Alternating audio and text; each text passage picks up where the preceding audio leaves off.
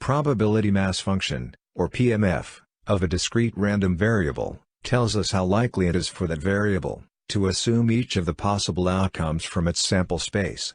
PMF must satisfy three properties. To help us better illustrate these properties, we will be using an example of a dice roll. Let a random variable x model the outcome of rolling a fair dice.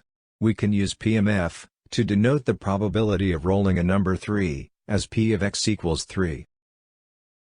The first property we shall introduce is that PMF must be defined for every possible outcome of the random variable. In the case of a dice, it would mean for PMF to exist for each outcome of rolling a dice. That is, for x equaling the numbers 1 through 6. The second property is that the probability of outcomes should be more or equal to 0, and less or equal to 1. 1 means that the outcome will always occur. 0 means that the outcome will never occur. In an example of fair dice, each outcome is equally likely. Since there are 6 possible outcomes, the probability of each is 1 over 6, which satisfies the given property. It is also worth noting that a case when every outcome is equally likely is called a uniform distribution. The third property is that the sum of the probabilities of every outcome must be equal to 1.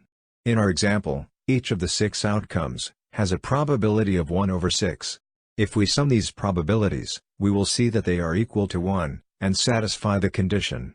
When this condition is satisfied, distribution is said to be normalized. Essentially, PMF tells us how likely each outcome is. PMF must be defined for every outcome. Individual probabilities of PMF should be more or equal to 0, and less or equal to 1, and their sum must be equal to 1.